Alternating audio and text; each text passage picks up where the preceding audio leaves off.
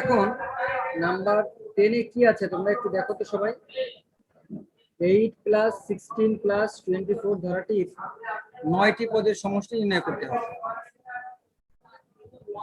8 plus 16 plus 24 number 10 শুনতে পাচ্ছ আমাকে তোমরা?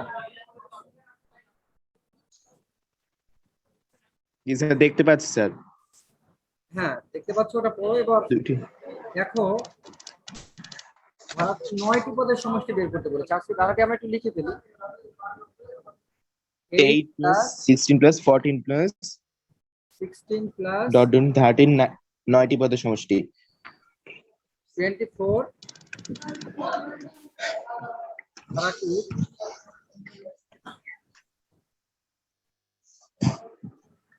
প্রথম 9টি পদের সমষ্টি নির্ণয় করতে হবে। 9টি পদের এখানে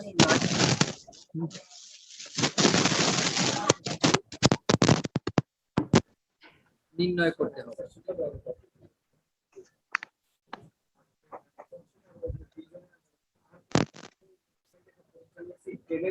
এখানে একটা বিষয় আমি একটু বলবো তোমাদের। এখানে প্রথম পদ ইকুয়াল টু কত? এই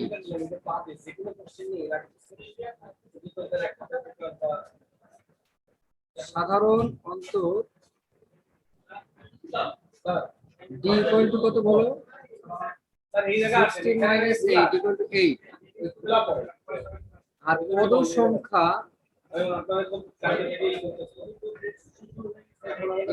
কত? কয়টা পদ আছে? 9টি পদ। অর্থাৎ এখানে পদ সংখ্যা যত থাকবে আমরা এখানে তাই দিব। আর একটা বিষয় দেখব, আমরা জানি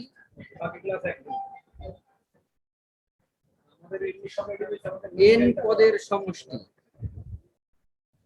n পদের সমষ্টি কত ছিল বলতো? Sn equal to n by 2 2a plus n minus 1 into। অতএব 9টি পদের সমষ্টি কত হবে বলতো?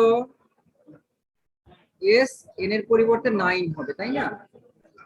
9 by 2 আমরা টোটালি মানটা করতে দিতে চাই। এর মান হচ্ছে 8,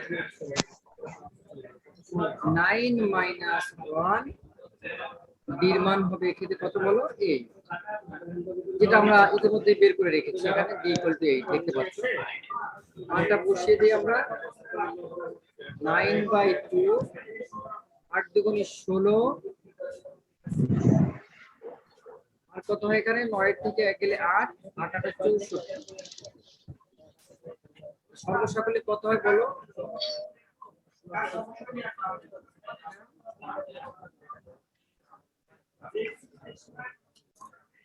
সর্বসকলে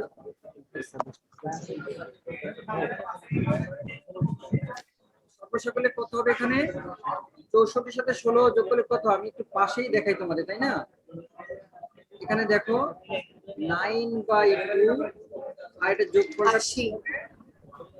6 10 সাথে আছে আমার 1, 6 1 7 1 8, তাই না?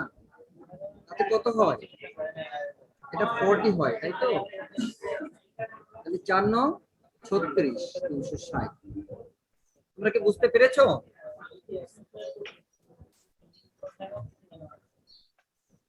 আমাকে শুনতে পাচ্ছ তোমরা?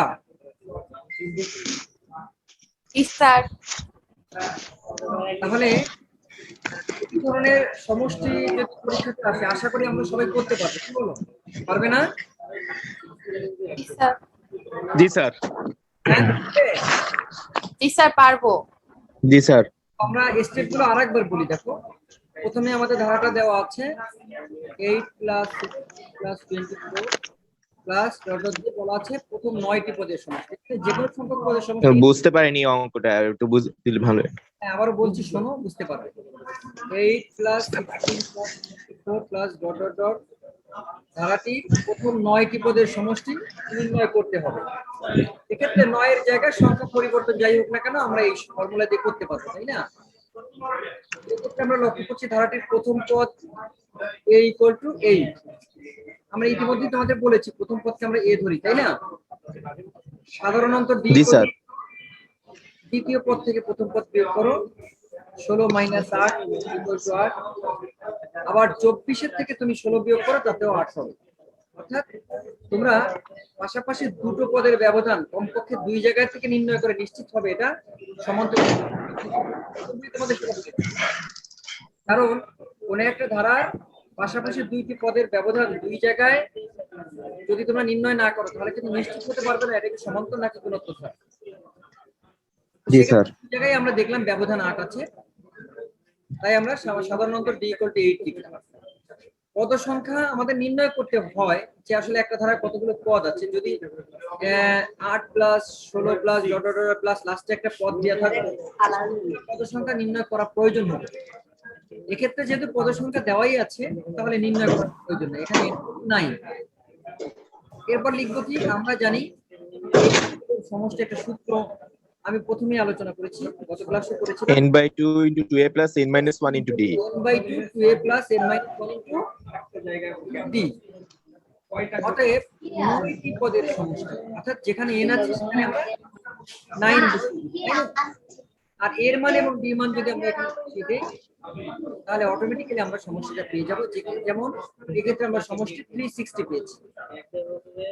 এবার তোমরা বলো কারো কোনো কনফিউশন আছে এই জায়গাটায়? না স্যার। ও স্যার। আচ্ছা এবার তোমরা বলো তো 9 নাম্বার যে সমস্যাটা আছে এটা কি তোমরা করতে পারবে? জি স্যার। নাম্বার 9 কিভাবে করবে?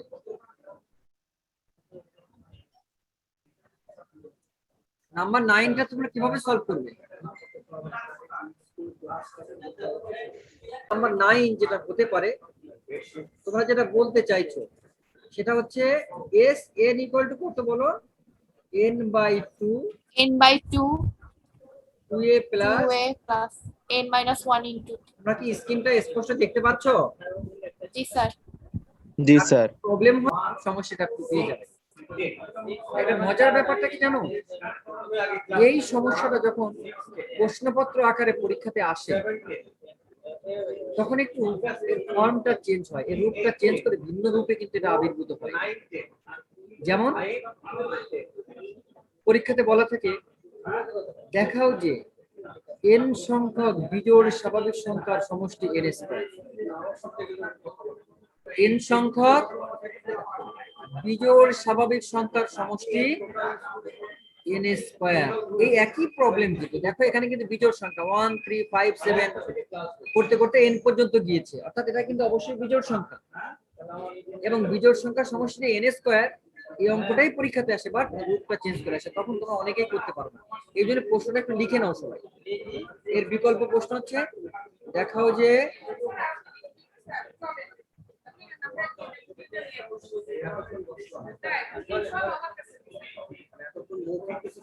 n সংখ্যক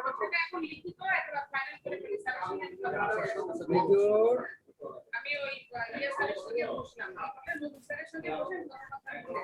স্বাভাবিক সংখ্যার সমষ্টি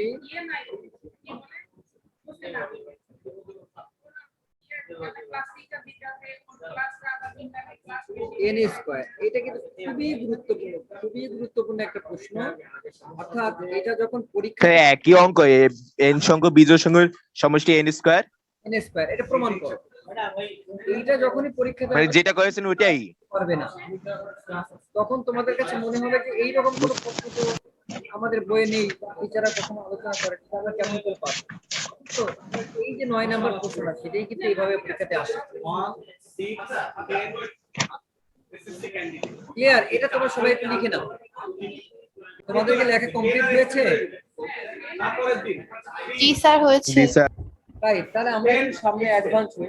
এবার 11 12 এখান থেকে আমরা একটা প্রবলেম সলভ করে দিতে চাই। 11 12 দেখি এখানে কি রয়েছে, আমরা একটু করাতে পারি কি।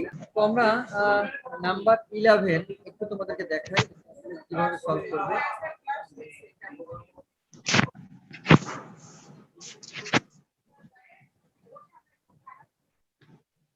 এখানে প্রবলেমটা কেমন রয়েছে দেখো, 5 প্লাস 11 প্লাস 17 প্লাস 23 প্লাস 9।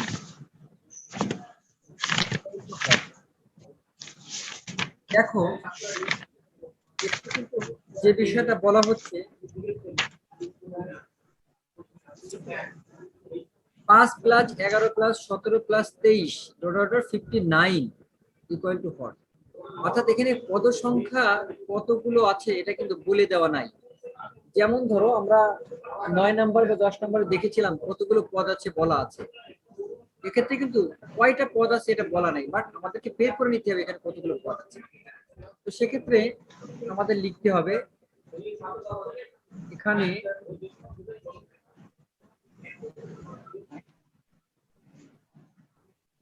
প্রথম পদ a equal to 5,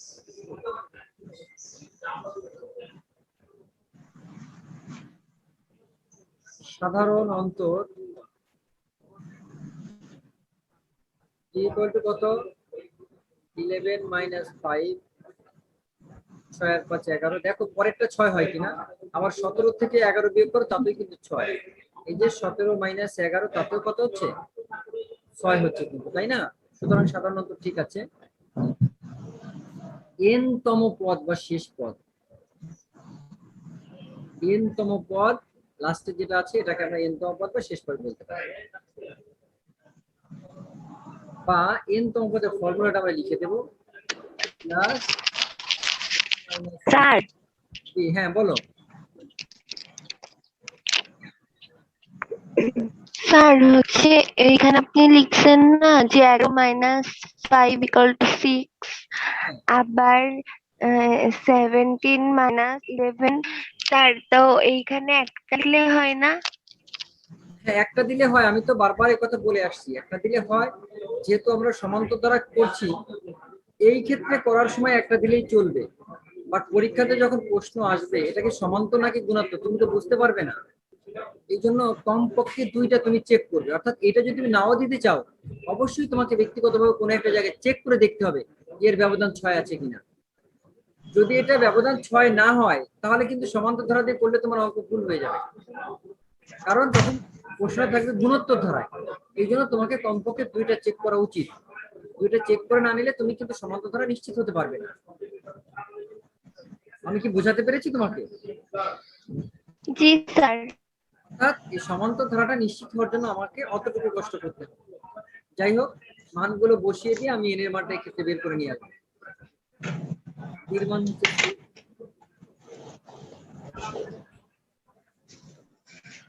কত হলো এক্ষেত্রে 5 প্লাস 6 এর মাইনাস 6 ইকুয়াল 59। তারপর সামনে এগোই আমরা এখান থেকে কত 5, ও তাহলে 6 এর থেকে 5 যদি চলে যায় তাহলে এখানে -1 থাকে, তাই না? আমরা -1টা লিখি এক্ষেত্রে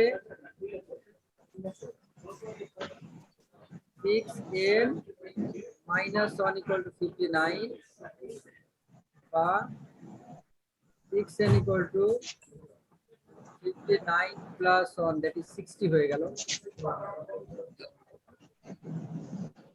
বা n equal to কত 60, আর এই যে 6 n এর সাথে মাল্টিপল আকার আছে এটা ডান পাশে গেলে সমীকরণ নিয়ম অনুসারে ডিভাইড হয়ে যাবে, তাই না? সেক্ষেত্রে n এর মান কত হয় বলো, n equal to 10। এই যে n equal to 10 এটা কিন্তু পদ সংখ্যা, অর্থাৎ এই যে আমরা নাম্বার 10 যেটা করেছিলাম এত ধারাটির 9টি পদের সমষ্টি নির্ণয় করো। যদি এরকম ক্ষেত্রে বলা থাকতো এই ধারাটির 10টি পদের সমষ্টি নির্ণয় করো তাহলে কিন্তু আমাদের এই পদ সংখ্যা বের করার প্রয়োজন হতো না, আমরা এখান থেকে সরাসরি 10টি পদের সমষ্টি নির্ণয় করতে পারতাম। যেহেতু এখানে পদের সংখ্যা উল্লেখ নেই এই জন্য কিন্তু আমাদের এখানে আর একটু করতে হচ্ছে, কথা বোঝা নাই? এই জন্য আমাদের কিন্তু এখানে n এর মানটা বের করে নিতে হয়েছে। এবার আমরা সমষ্টির সূত্র নির্ণয় করব।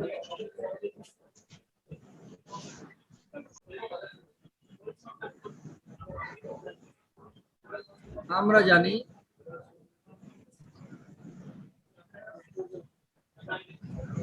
n পদের সমষ্টি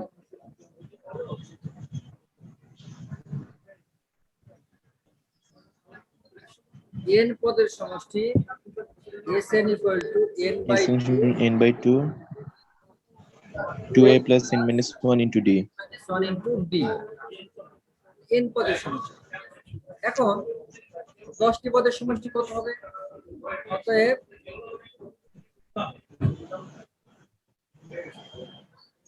10টি পদের সমষ্টি Sn equal to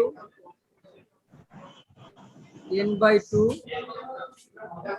এর মান হচ্ছে 5 প্লাস 10 মাইনাস 1 d এর মান হচ্ছে 6। সহজেই কিন্তু আমরা এটা বের করে ফেলতে পারবো। এখানে কাটাকাটি করে দিই আমরা সহজেই। এখানে 5 হলো, এখানে হচ্ছে 5 দুগুণে 10 আর 10 এর থেকে 1 গেলে 9, 6 9 54। তাহলে কত হলো? 54 আর 10 64। কত হয় বলো তো? 2 5 30 আর 2 32 320। এটাই आंसर। আমি কি তোমাদের বোঝাতে পেরেছি? জি স্যার। তোমরা কি ক্লিয়ার? জি স্যার। পরবর্তী যে প্রবলেমটা আছে সেটা কি তোমরা করতে পারবে? নাম্বার 12 দেখো তো, নাম্বার 12 এবং যেটা আমরা হ্যাঁ, ইতিমধ্যে স্যার। দেখলাম ডিসকাস করবো। 11, এর মধ্যে খুব একটা ডিফারেন্স নেই। শুধুমাত্র একটা জায়গায় একটু বলি, এক্ষেত্রে ডি এর মানটা মাইনাস হবে, কারণ দ্বিতীয় পদ প্রথম পদের থেকে বেশি আছে। দ্বিতীয় পদটা প্রথম পদের থেকে কম আছে, সরি, এই জন্য দ্বিতীয় পদ থেকে যখন প্রথম পদ তোমরা বিয়োগ করবে তখন -4 আসবে। এবং মনে রাখবে, যখন কোনো ধারার ক্ষেত্রে বি এর মানটা মাইনাস আসে, সেক্ষেত্রে এই মাইনাস মানটা যখন রিপ্লেস করতে হয়, ফর্মুলায় বসাতে হয়, অবশ্যই সেক্ষেত্রে ব্র্যাকেট চিহ্ন ব্যবহার করতে হবে। ব্র্যাকেট না ব্যবহার করলে কিন্তু ভুল হয়ে যাবে। এই একটা ইনস্ট্রাকশন যদি তোমরা ফলো করো তাহলে ইনশাল্লাহ এই নাম্বার 12 তোমাদের কোনো প্রবলেম নেই।